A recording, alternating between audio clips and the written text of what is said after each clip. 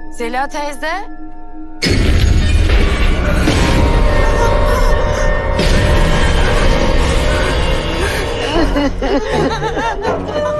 Bak, ne geldin? Bak, ne geldin?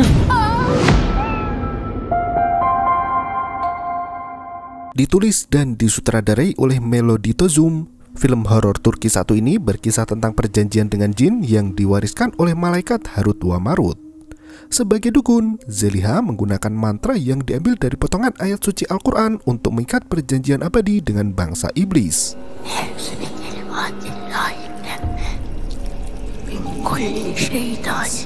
Demi mendapatkan seorang cucu, dukun wanita itu mengerahkan segala kekuatan gaibnya sendiri hingga muncul sesosok jin mengerikan yang bisa memberikan keturunan. Naasnya, cucu dukun Zeliha harus dikembalikan kepada iblis setelah mengalami menstruasi dan menjadi wanita dewasa. Zeliha berusaha mengelabui iblis dengan berbagai cara, namun situasi semakin tak karuan. Teror mistis apa yang dialami Zeliha akibat melanggar perjanjian syaiton? Berikut ceritanya.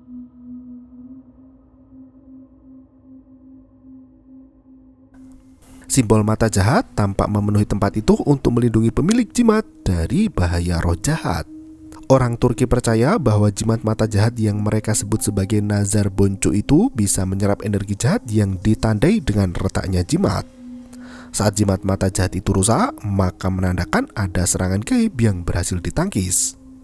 Malam itu, Zeliha mengadakan ritual gaib untuk meminta bantuan pada jin. Zeliha memiliki seorang anak laki-laki yang sudah menikah, namun tidak bisa mempunyai keturunan. Zeliha menjadi gusar karena garis keturunannya terputus di anak semata wayang. Dukun wanita itu sudah sering membantu banyak pasutri untuk mendapatkan anak. Kini ia memohon untuk dirinya sendiri agar bisa memiliki penerus dari garis sang putra. Ia mempersembahkan tumbal pengorbanan berupa domba hitam sebagai upeti dari perjanjian gaib itu. Ritual diadakan pada malam Rabu tanggal 26 Maret 2002. Zeliha memotong kaki depan kambing itu dan diberikan pada sang menantu. Ia memaksa gadis itu untuk memakan kaki kambing yang masih mentah dan berbulu. Sang menantu sangat ketakutan dan menolak pemberian Zeliha. Tiba-tiba sosok jin yang suka mencuri janin manusia muncul dari dalam tanah. Jin itu membawakan janin baru untuk dimasukkan ke perut menantu Zeliha.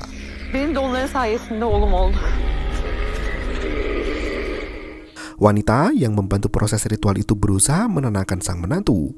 Ia berkata jika dulu dirinya berhasil hamil juga berkat bantuan dari jin pencuri janin itu. 1 tahun berikutnya, tepatnya 26 Maret 2003, Zeliha kembali melakukan ritual bersama anak dan menantunya. Wanita yang pernah menjadi pasien Zeliha pun ikut membantu.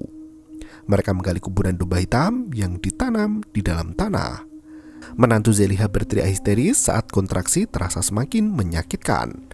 Proses persalinan itu dilakukan di tengah hutan dengan beratapkan langit malam. Wanita yang membantu proses persalinan berkata jika bayinya perempuan. Zeliha baru selesai melukis simbol pagan di tanah dengan menggunakan garam. Ia sedikit terkejut karena di ritual pertama, Zeliha sudah meminta cucu berjenis kelamin laki-laki. Suara tangisan bayi itu memecah kesunyian malam. Zeliha mengambil tulang kambing dan dibalut menggunakan tali kain kafan. Ia menempelkan tulang itu ke dalam selimut bayi sembari berkata bahwa cucu cantiknya akan diberi nama Nazar. Jimat tulang domba hitam itu disatukan dengan jimat mata jahat untuk menghalau energi negatif dari sang cucu. Setelah ritual berakhir, terdengar suara gemuruh disertai hembusan energi yang sangat kuat. Sosok jin pencuri janin itu muncul lagi dari dalam tanah. Zeliha menangis mendengar permintaan jin yang akan mengambil cucunya Zeliha di usia 9 tahun. Anak itu akan mengalami menstruasi pertama di usia itu dan jin pencuri janin akan mengambilnya di langkah pertama menuju kedewasaan. Menantu Zeliha berteriak histeris mengungkapkan bahwa ia tidak akan pernah menyerahkan bayinya itu. 17 tahun setelah kejadian itu, tepatnya 16 Februari 2020, Zeliha duduk bersama cucu cantiknya, Nazar Kaya. Sembari menyantap masakan sang nenek, Nazar meminta izin hendak mengerjakan tugas di rumah temannya. Mengingat hari sudah malam, Zeliha langsung melarang cucunya pergi. Nazar terus memaksa karena ia sudah berjanji dengan Bushra untuk mengerjakan tugas bersama. Tampaknya Zeliha sangat khawatir dengan keselamatan Nazar. Namun karena cucu satu-satunya tak berhenti meminta, Zeliha terpaksa membiarkan Nazar pergi. Nazar langsung mencium pipi sang nenek karena bahagia diizinkan pergi di malam hari. Setelah menghabiskan makan malamnya, Nazar berjalan keluar rumah dengan membawa tas ransel. Tak disangka ia masuk ke bangunan terbengkelai yang sudah lama kosong. Seorang pemuda menunggunya di sana dengan resah dan gelisah. Ternyata pemuda itu adalah jin yang menjelma sebagai kekasih Nazar dan tidak melakukan tindakan dewasa. Kisah dalam film ini diambil dari kisah nyata dan beberapa nama tokoh sengaja diubah karena alasan hukum. Selang beberapa jam kemudian, seorang pemuda berlari ke rumah sakit dengan membawa tubuh Nazar yang lemah tak berdaya. Gadis itu tak sadarkan diri dengan bercak darah yang membasahi bagian bawah gaunnya. Pemuda itu berkata jika ia menemukan Nazar di bangunan tua dengan kondisi yang sangat mengenaskan. Petugas rumah sakit itu langsung mengarahkan pemuda untuk membawa Nazar ke ruang tindakan gawat darurat. Naasnya, nyawa Nazar tak bisa diselamatkan hingga berakhir meninggal dunia. Nenek Zeliha menggali kuburan cucunya di mana tubuh Nazar sudah membusuk dan dikerubungi belatung. Zeliha mengulang proses pemandian jenazah, namun ia memandikan jasad Nazar dengan menggunakan air darah.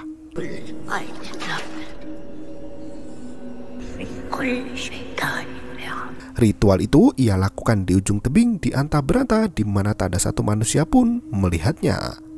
Zeliha menyiram kaki cucunya secara perlahan hingga ke kepala. Tiba-tiba nenek Zeliha terbangun dengan air mata setelah memimpikan Nazar yang berteriak minta tolong padanya.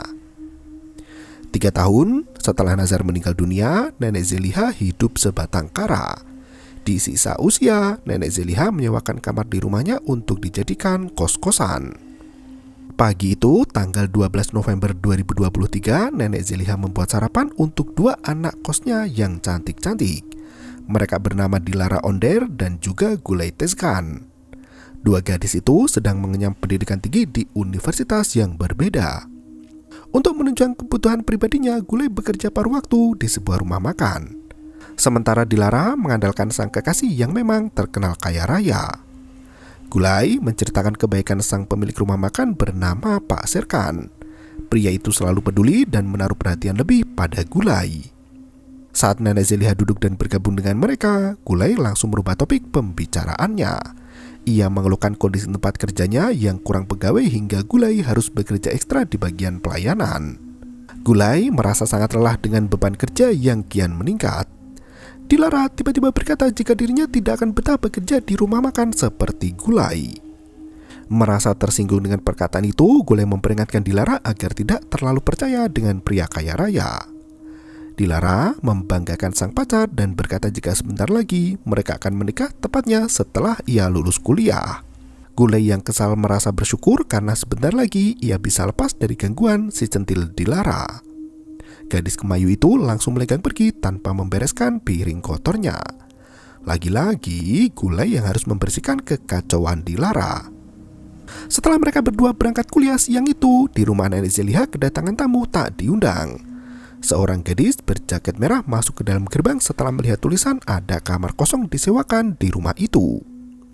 Zeliha membuka pintu dan tertegun melihat wajah gadis itu yang sangat mirip dengan mendiang cucunya, Nazar. Gadis bernama Suna itu menanyakan apakah masih ada kamar kosong yang bisa ia tempati. Zeliha membalaskan Suna untuk masuk dan duduk di dalam. Suna memperkenalkan diri berasal dari kota Bursa. Gadis itu baru pindah ke Istanbul 6 bulan yang lalu untuk kuliah di jurusan perawat. Ayah Suna tak setuju jika putrinya kuliah dan menolak untuk membayar biaya pendidikan. Selama ini, Suna tinggal di asrama kampus dengan bantuan uang dari ibunya. Sang ibu diam-diam membayar semua biaya pendidikan tanpa diketahui sang ayah. Bulan lalu, Ibu Suna tak bisa mengirim uang karena kesulitan ekonomi. Pengelola asrama tak mau memberikan kompensasi dan mengusir Suna setelah tenggat waktu sebulan. Suna meminta maaf karena saat ini ia belum punya uang untuk membayar kos di muka. Namun, ia berjanji akan mencari pekerjaan paruh waktu dan membayar uang kos setelah gajian. Zeliha merasa iba dengan kisah hidup Suna yang menyedihkan. Ia bisa melihat kejujuran di mata Suna dan membiarkan gadis itu tinggal di rumahnya. Zeliha juga berjanji akan mencarikan pekerjaan paruh waktu untuk Suna. Sontak, gadis itu tersenyum bahagia dan tak henti mengucapkan terima kasih. Zeliha menunjukkan kamar kosong yang akan ditempati oleh Suna.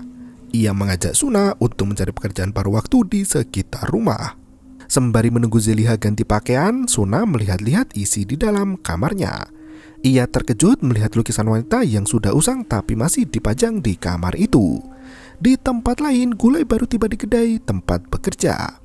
Ia gusar mendapat telepon dari ibunya yang mengeluh kesulitan uang.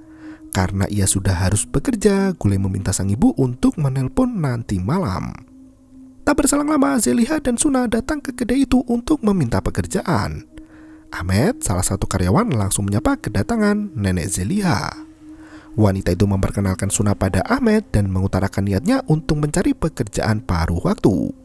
Karena tempat kerja Gulai memang membutuhkan staf baru di bagian pelayanan, Serkan langsung menerima Suna. Zeliha meminta Gulai untuk membimbing Suna agar bisa bekerja dengan baik di sana. Sebelum pergi, nenek Zeliha meminta Ahmed untuk bicara berdua di luar warung makan. Gulai heran bagaimana bisa Suna tinggal di kosan secara gratis padahal nenek Zeliha tidak pernah mudah untuk menerima orang baru. Serkan langsung mengajak Suna ke dapur untuk menjelaskan pekerjaan dan gajinya. Zeliha bergegas pulang ke rumah dan menuliskan nama Suna Yunas di daftar catatan anak kos. Terlihat ada banyak obat di meja kamar Zeliha. Wanita renta itu menempelkan foto Suna tepat di samping identitasnya. Karena seluruh kamar rumah sudah terisi, Zeliha melepas tulisan ada kamar kosong di jendela depan. Sore harinya, Gulai bekerja membuat makanan tradisional di restoran. Serkan menghampiri gadis itu dan langsung memberinya coklat. Gulai sangat senang dengan pemberian sang atasan. Ia langsung memakan kotak coklat itu di mana Serkan mulai mendekati gadis itu secara perlahan. Gulai tampak malu-malu melihat tangan Serkan mengusap wajahnya hingga tiba-tiba sosok iblis itu memperingatkan Gulai untuk menjauhi Serkan. Setelah tersadar, Serkan benar-benar datang untuk menolong Gulai dan menanyakan apa yang terjadi. Gadis itu masih ketakutan, namun ia tak bisa berkata apa-apa. Ahmed hanya diam memperhatikan dari luar ruangan. Sementara di tempat lain, Dilara menghabiskan waktu sore hari bersama sang kekasih yang bernama Baris. Pria itu terdiam lama hingga membuat Dilara curiga apa yang terjadi. Baris tiba-tiba bertanya apa pekerjaan orang tua Dilara. Gadis itu tertegun dan menanyakan maksud dari pekerjaan itu. Ternyata Baris sudah mendengar kabar jika orang tua Dilara bekerja sebagai petugas kebersihan umum. Ia tak menyangka mengapa Dilara malu dengan pekerjaan keluarganya sendiri hingga tak mau bercerita sama sekali. Gadis cantik yang berasal dari kota Izmir itu bahkan dikenal sebagai cewek matre dan sengaja menggait pria kaya supaya bisa hidup enak. Dilara tak bisa menyangkal semua kenyataan itu. Baris langsung membuka pintu mobil dan mengusir Dilara dari hadapannya. Setelah Dilara turun dari mobil, Baris langsung tancap gas pergi dan membiarkan gadis itu menangis di tepi jalan. Penyakit asma Dilara sampai kambuh karena tangisnya terseduh-seduh. Gadis itu mengambil obat asma dari tas sembari berusaha menenangkan diri. Malam harinya, Suna menjalankan ibadah sholat isya di dalam kamar. Ia sempat mendengar suara aneh yang datang dari lemari. Suna tetap khusyuk ibadah hingga mengucap kedua salam. Selesai sholat, gadis itu melipat sajadah dan menyimpannya di dalam rak. Seketika itu, lukisan wajah manusia yang terpajang di samping ranjang berubah menjadi wajah Nazar. Melihat kaca figura itu pecah, Suna berusaha melepas foto itu namun jarinya terluka oleh pinggiran kaca tajam. Darah Suna menetes di atas foto hingga mengotori wajah Nazar. Suna mengambil kain untuk membersihkan darahnya sendiri, namun foto Nazar mulai memudar seketika itu. Sosok hantu wanita menampakkan diri dalam wujud mengerikan. Suna memberanikan diri untuk mendekati hantu wanita itu, namun tiba-tiba penampakan itu langsung menghilang seiring foto Nazar yang berubah seperti semula. Di waktu yang sama, Gulai duduk bersama Zeliha untuk mengabarkan jika ia akan berhenti kuliah. Ibu Gulai baru bercerai dengan sang ayah dan tidak bisa bekerja karena punya penyakit jantung. Sementara adik Gulai masih kecil dan butuh biaya untuk membayar pendidikan. Gulai memutuskan untuk cuti kuliah agar bisa bekerja penuh waktu di restoran. Ia hendak membantu sang ibu dengan mengirim uang setiap bulannya. Meski Zeliha merasa iba dengan nasib Gulai, namun ia tak bisa berbuat banyak. Di tempat lain, Dilara masih berjalan kaki untuk pulang ke kos-kosan. Saat melewati tanah kosong, Dilara dikejutkan dengan penampakan jin mengerikan yang muncul dari dalam tanah. Dilara berusaha untuk tetap tenang dan mempercepat langkahnya. Jin itu mengusap gaun putih milik Nazar yang tewas ketika mengenakan gaun itu. Dalam sekejap mata, gaun itu terbakar dengan sendirinya. Dilara yang ketakutan berlari menjauhi api hingga tiba-tiba peti berisi mayat Nazar dan batu nisan kuburan Nazar jatuh dari langit sampai hancur menimpa aspal. Sosok Dilara sudah terbaring di dalam peti mayat di mana hantu Nazar mencekik gadis itu. Nazar berkata jika Dilara akan mati dengan cara menyakitkan sama seperti dirinya dulu. Jimat mata jahat Dilara rusak dan terjatuh saat ia berlari kencang menuju kos-kosan. Saat Dilara kehilangan perlindungan dari makhluk gaib, jin setengah badan itu langsung mengikuti dari belakang.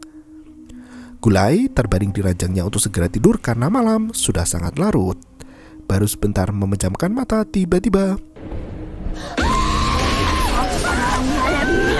Gulai berlari turun ke bawah, namun hantu Nazar kembali muncul dan berteriak minta tolong. Suna menghampiri Gulai yang berteriak sendirian di depan pintu. Karena di sudut ruangan itu ada tikus yang mati terkena perangkap, Suna berpikir jika Gulai takut melihat tikus mati itu. Ia berusaha menenangkan Gulai dan membuatkan minuman hangat untuknya. Di waktu yang sama, Zeliha mendengar teriakan itu, namun ia memilih untuk berdiam diri di dalam kamar. Kecoa yang merambat di tembok kamar langsung dikeprek menggunakan tangannya sendiri. Tak berselang lama, Dilara pulang ke kos dan berkenalan dengan Suna. Dilara heran melihat Gulai menangis di meja makan, namun Gulai tak mau cerita. Pagi harinya, saat Gulai mengenakan riasan wajah, ia melihat semburat cahaya aneh dari cermin. Suara air yang mendidih membuat Gulai terkejut dan bergegas pergi ke dapur. Ia mematikan kompor dan mengambil buah di samping kulkas. Tiba-tiba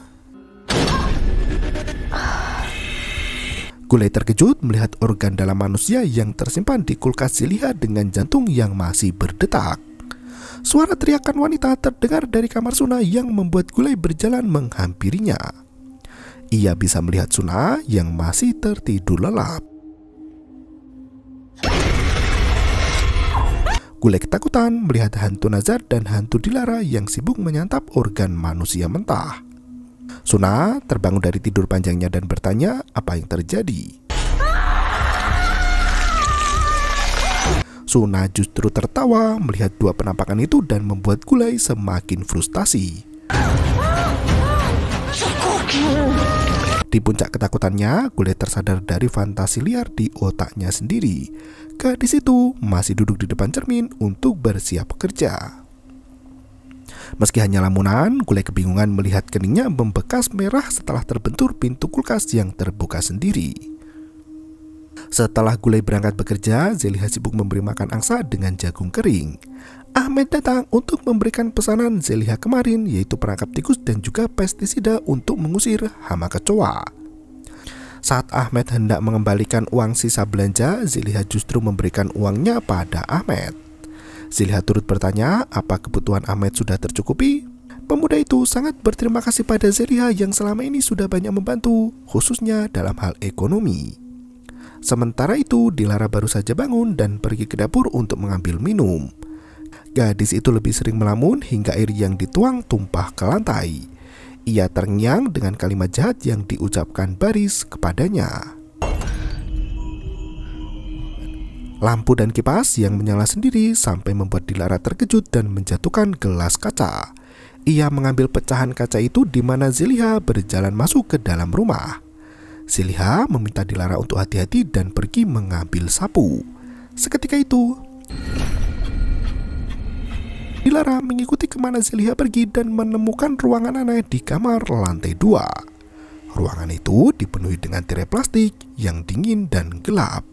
Dilara menjebak tirai plastik itu yang ternyata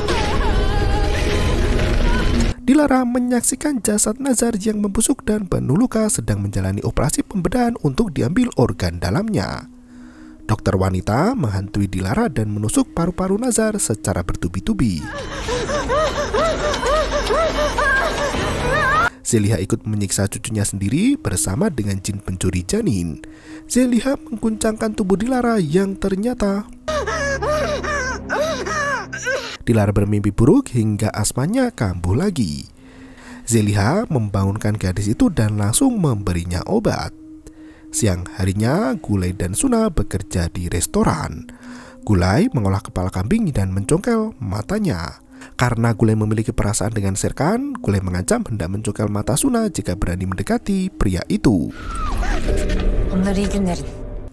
Suna heran melihat perubahan sikap Gulai yang sangat mendadak itu. Malam harinya, Dilara melamar pekerjaan paruh waktu di toko baju. Ia hendak membuktikan pada Baris jika dirinya bukanlah cewek matre. Di waktu yang sama, Gulai berjalan pulang ke kosan, namun ia merasa ada seseorang yang mengikuti. Setelah masuk ke dalam gerbang, Ahmed melintas sambil mengamati Gulai. Gadis itu tertegun melihat kumpulan ulat yang berkerumun di depan pintu.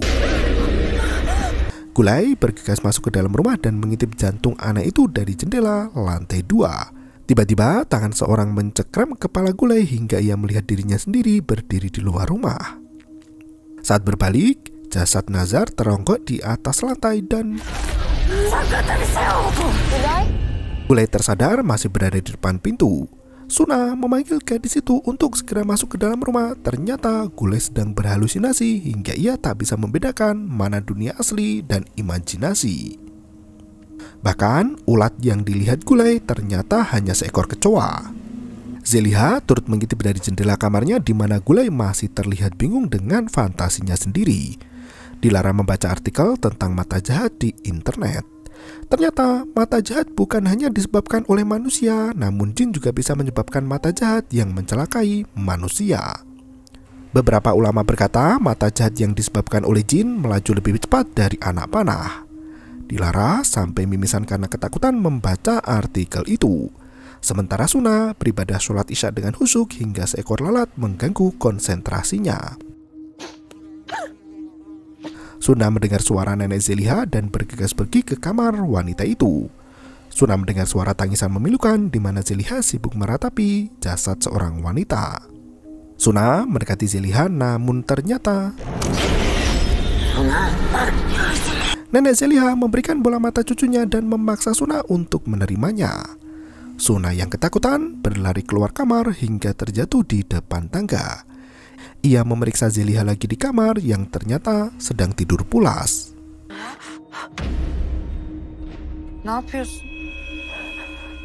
Pagi harinya, Suna membuat sarapan di dapur dan dikejutkan oleh api kompor yang menyala sebentar lalu mati lagi.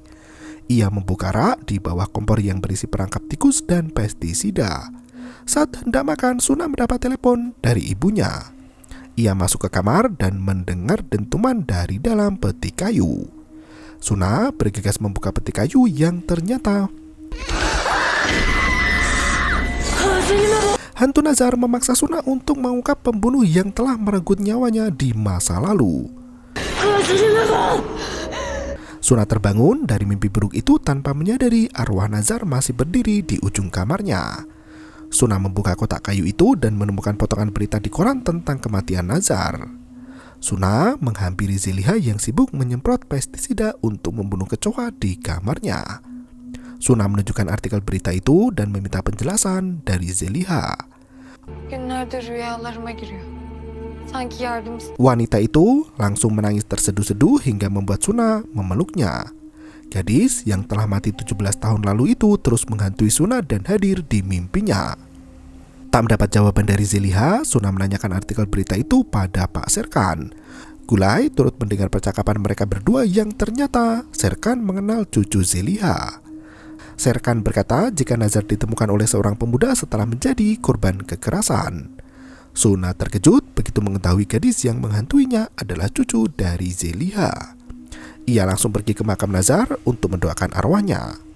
Sesampainya di kuburan, Suna melihat sosok misterius yang meletakkan benda aneh di atas makam Nazar. Ia berteriak memanggilnya, namun sosok itu langsung melarikan diri. Suna menemukan pisau dan cakar ayam di atas makam Nazar.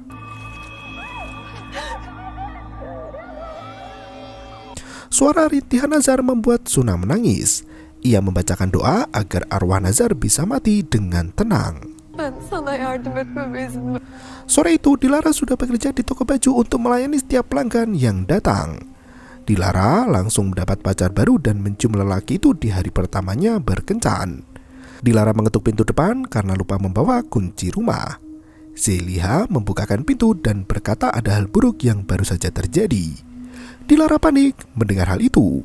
Ia langsung masuk dan melihat Suna sholat di depan pintu. Saat Dilara mencari keberadaan Zeliha, tiba-tiba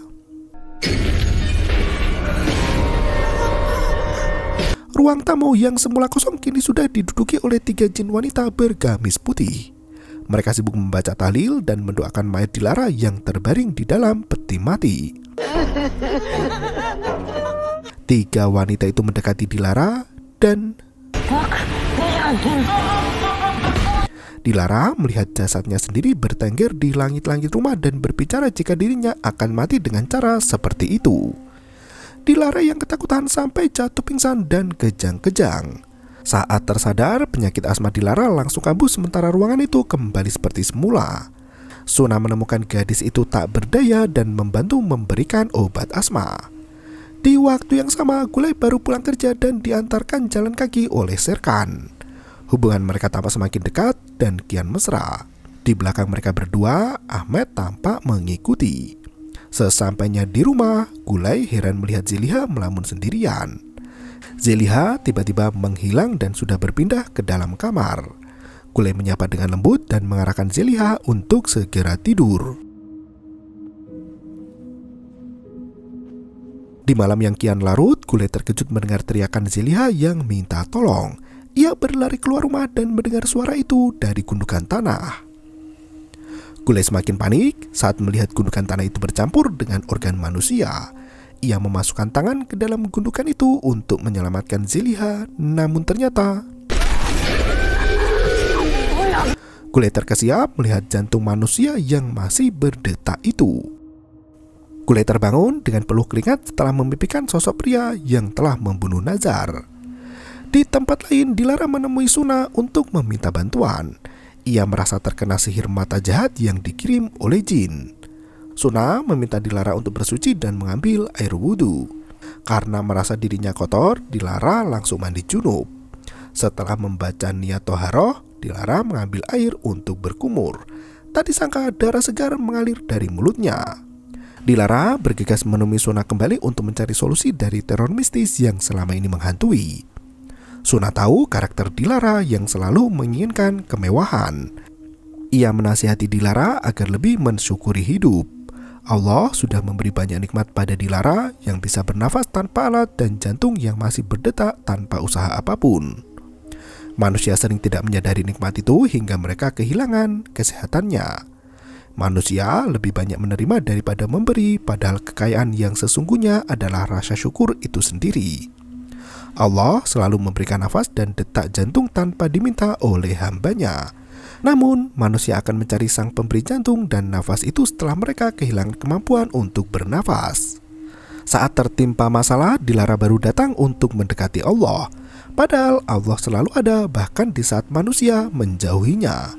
Allah ada di hati, urat nadi, dan pikiran manusia. Suna meminta Dilara untuk mensyukuri nikmat yang Allah beri. Segala keindahan dan semua hal baik adalah datang dari Allah, sedangkan keburukan dan kesengsaraan itu datangnya dari nafsu syaitan.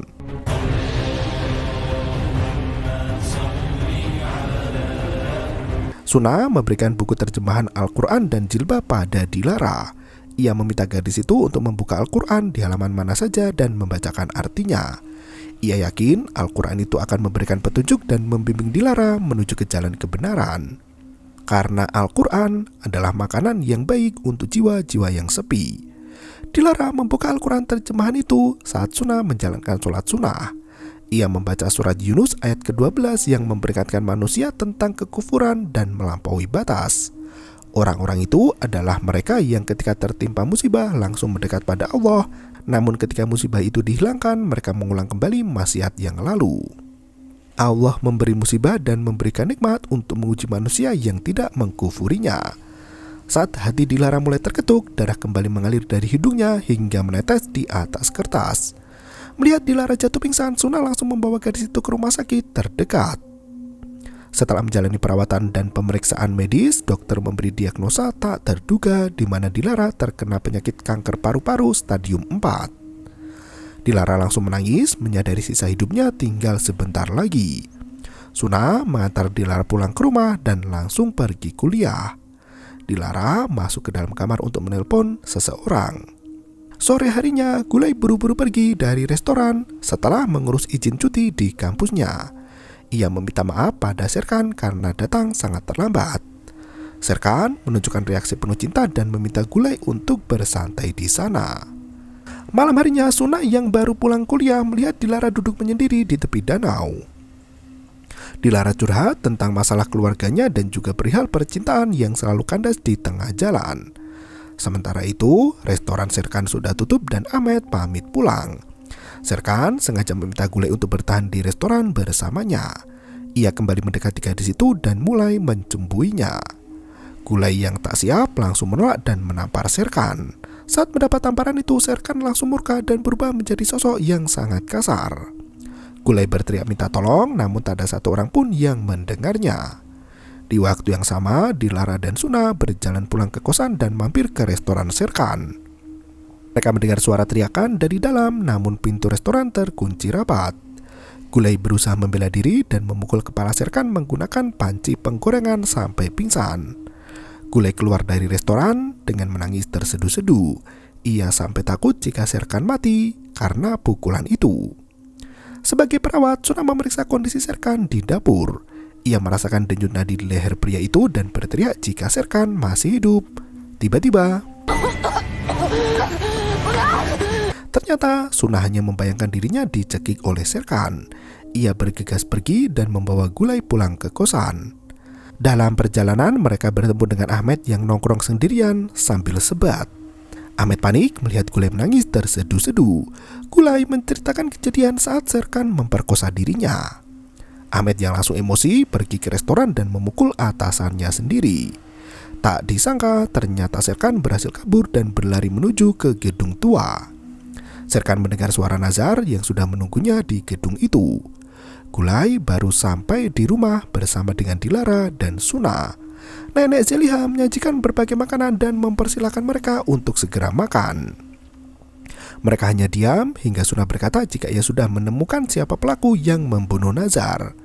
Pria itu melakukan hal yang sama pada Gulay dan ternyata orang itu adalah Serkan. Lampu dan kipas di atas meja makan tiba-tiba menyala dengan sendirinya. Zeliha mulai bercerita kejadian 17 tahun lalu saat Nazar pamit untuk belajar bersama dengan Bushra. Ternyata Nazar berbohong pada neneknya. Gadis itu menemui sang kekasih gelap di bangunan tua. Sebagai gadis muda yang baru mengenal cinta, Nazar tak tahu jika Serkan adalah penjahat wanita. Serkan langsung memaksa Nazar untuk memuaskan birahinya. Nazar berteriak memberontak hingga tak sengaja menampar wajah Serkan. Pria itu langsung murka karena teringat kejadian traumatis di masa lalu. Ternyata Serkan adalah anak dari wanita yang membantu ritual nenek Zeliha. Setelah membantu ritual itu, ibu Serkan jadi gila. Pernah di suatu malam, ibu memandikan Serkan dan menyiram tubuh Serkan dengan air panas. Serkan menangis kesakitan hingga tiba-tiba kejadian itu membuat Serkan jadi gila dan menyimpan dendam pada Nazar. Serkan menyalahkan Nazar yang lahir di tangan ibunya hingga membuat sang ibu sakit jiwa. Serkan menunjukkan luka akibat air panas di bahunya dan berkata jika semua itu terjadi akibat nenek Nazar yang berprofesi sebagai penyihir. Nazar menegaskan jika nenek sudah bertobat dari praktek perdukunan dan kini menjadi orang baik. Serkan berteriak kencang jika ayahnya meninggal dunia karena terlalu sedih melihat ibunya jadi gila. Nazar berusaha lari dan sembunyi, namun Serkan langsung menemukannya. Tubuh gadis itu ditunggangi dan disiksa sampai mati.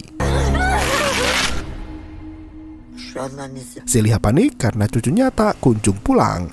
Ia menelpon rumah Busra, namun ibu Busra berkata jika Nazar tidak datang ke rumahnya. Setelah menutup telepon, Zeliha mendapat telepon baru dari kepolisian. Mereka menceritakan kronologi kejadian saat Ahmed memasuki gedung tua itu. Sebagai tukang rosok, Ahmed selalu mencari barang bekas di malam hari agar bisa dijual saat pagi tiba. Begitu memasuki ruangan, ia panik melihat seorang wanita tak berdaya. Ahmed langsung membawa Nazar ke rumah sakit hingga bertemu dengan Zeliha di sana. Zeliha sempat menuduh Ahmed sebagai pelaku, namun dokter berhasil membuktikan dengan tes DNA. Dokter Zainab memberi penjelasan pada Zeliha terkait kondisi Nazar. Gadis itu mengalami kematian otak dan tak bisa dipulihkan kembali.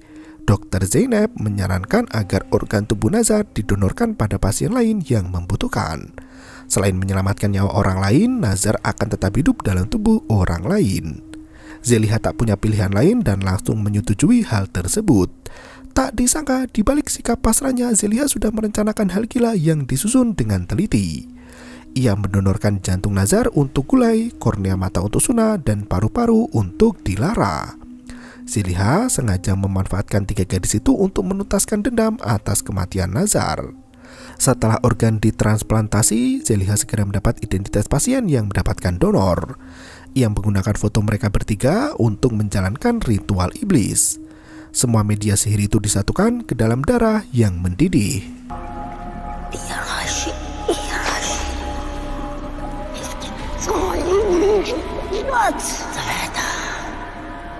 Setelah membaca mantra, sosok Nazar kembali muncul di hadapannya dalam kondisi utuh. Selama ini, Zeliha memainkan takdir 3 gadis itu agar menderita suatu penyakit.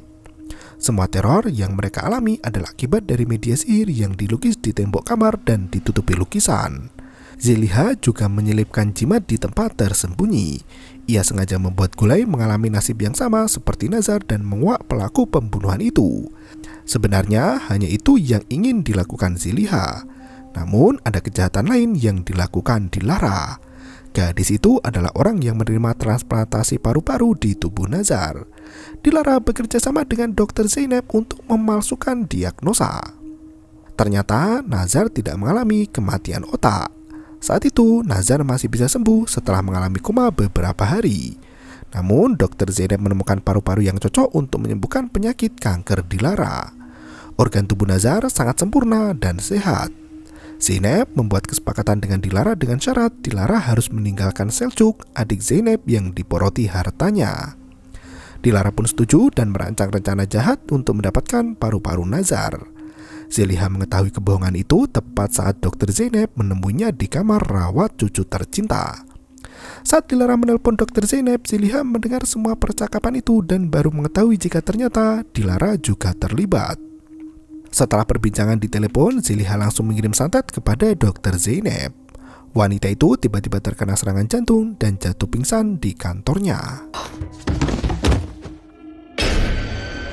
Kini Zainab merasakan apa yang dirasakan oleh Nazar. Dokter mendiagnosa Zainab dengan kematian otak dan meminta persetujuan Selçuk untuk mendonorkan organ tubuh kakaknya. Selçuk termenung menatap Zainab yang terbaring koma. Sebagai adik kandung, Selçuk langsung menyetujui saran dari dokter dan mengurus berkas pendonoran organ tubuh sang kakak. Saat Selçuk menatap Zainab, wanita itu berteriak kencang memohon agar tidak dijadikan donor. Zainab merasakan apa yang dialami Nazar hingga tiba-tiba Zeliha tertawa melihat 3 gadis itu ketakutan. Dilara tak bisa lari dari tempat duduknya karena makanan mereka sudah diracun dengan ramuan sihir. Zeliha menangisi korbannya untuk mendapatkan cucu. Ia rela memberi segalanya hingga melakukan ritual yang sangat berbahaya. Saat Nazar berusia 9 tahun, anak menantu Zeliha memutuskan untuk keluar dari rumah.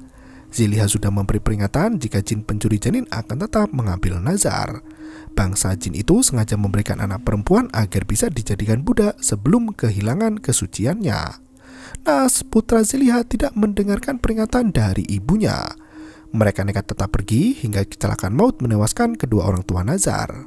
Gadis kecil itu memeluk sang nenek seraya berkata jika kedua orang tuanya sengaja mengorbankan nyawa demi menyelamatkan Nazar. Sejak saat itu, Zeliha tak pernah bisa memaafkan diri sendiri. Ia bersumpah akan terus menjaga Nazar sampai maut memisahkan. Nazar menangis melihat sang nenek depresi. Gadis kecil itu memeluk tubuh Zeliha yang terkulai lemas tak berdaya. Zeliha berkata, nasib cucunya sangat menyedihkan karena memiliki nenek sehina dirinya. Ia tak bisa menjaga nyawa anak satu-satunya dan kini kehilangan nyawa cucu satu-satunya juga. Zeliha mengungkapkan dendamnya dan bersumpah akan membunuh orang-orang yang tega merenggut nyawa Nazar darinya.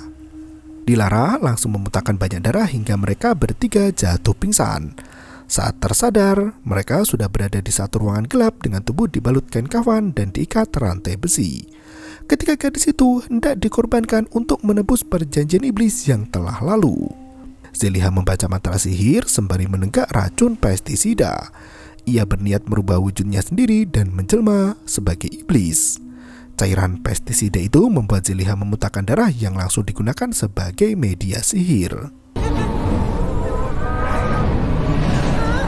Sosok jin pencuri janin muncul tepat di depan mata. Zeliha melempar batu kerikil sembari menyebutkan nama yang hendak disantet. Orang pertama yang jadi incarannya adalah Serkan. Pria itu berjalan menuju ke bangunan tua tempat Nazar meninggal dunia. Serkan tersadar dari mantra sihir mematikan. Saat itu arwah Nazar sudah menunggu di belakang Serkan dan Serkan sembunyi di sebuah bak mandi kosong yang merupakan jebakan Batman. Ibu Serkan yang gila muncul dengan membawa air mendidih. Sementara Zeliha masih terus membaca mantra. Wanita itu menyiram tubuh Serkan dengan air mendidih hingga pria itu menjadi matang dan mati kaku. Zeliha kembali membaca mantra dan kini memanggil nama Zainab. Dokter yang memalsukan penyakit Nazar itu dimasukkan ke ruang operasi untuk diambil seluruh organ dalamnya. Arwah Nazar muncul bersama Zeliha dan membuat Zainab terbangun dari pengaruh obat anestesi. Dokter yang melakukan operasi tidak melihat Zainab terbangun karena wanita itu hanya bisa merasakan penderitaan dari dunia sihir Zeliha. Zainab merintih kesakitan sembari memohon agar tidak disakiti lagi. Saat jantung dan hati Zainab diambil, ia bisa merasakan kesakitan hingga akhirnya meninggal dunia. Zeliha melanjutkan yaitu Dilara. Setan pencuri janin bayi itu melayang ke udara dan menebar racun yang langsung membunuh Dilara saat itu juga. Rumah Zeliha sampai berguncang akibat penolakan energi yang teramat besar. Setelah Dilara mati, kini giliran Gulai dan juga Suna. Ahmed menyadari ada yang aneh dengan rumah Zeliha dan mencari cara untuk masuk ke rumah itu. Saat Zeliha hendak membunuh Gulai dan Suna, tiba-tiba Nazar meminta neneknya untuk berhenti berbuat jahat karena Suna dan Gulai tidak bersalah. Nazar mencekik leher neneknya sendiri sampai mati dan ritual mengerikan pun berakhir. Hanya ada mayat Dilara dan Zeliha yang mati mengenaskan di sana. Jasad kedua wanita itu pun langsung membusuk dan berubah menjadi hitam. Ahmed berhasil menerobos masuk rumah dan langsung menyelamatkan Suna serta Gulai. Pagi harinya mereka berziarah ke makam Nazar dan mendoakan sambil membersihkan kuburan. Makam itu kini dipenuhi dengan bunga dan film pun berakhir. Dalam surat Al-Jin ayat 6 digambarkan fenomena di mana sebagian manusia mencari perlindungan dan bantuan dari para jin. Para dukun percaya bangsa jin memiliki kemampuan untuk memberikan perlindungan dan memenuhi permintaan yang tidak masuk akal. Padahal tindakan tersebut menunjukkan perbuatan sesat yang melenceng jauh dari ajaran lurus. Mereka lebih memilih untuk mengandalkan kekuatan iblis yang seharusnya diperangi oleh semua umat manusia yang beragama. Film ini menegaskan pentingnya rasa syukur atas segala jalan hidup yang digariskan Allah. Dengan banyak bersyukur, maka kebahagiaan hidup akan meningkat dan Allah akan menambah nikmat di dunia dengan keberkahan yang melimpah ruah. Terima kasih dan sampai jumpa. Yo, bermau itu ketara.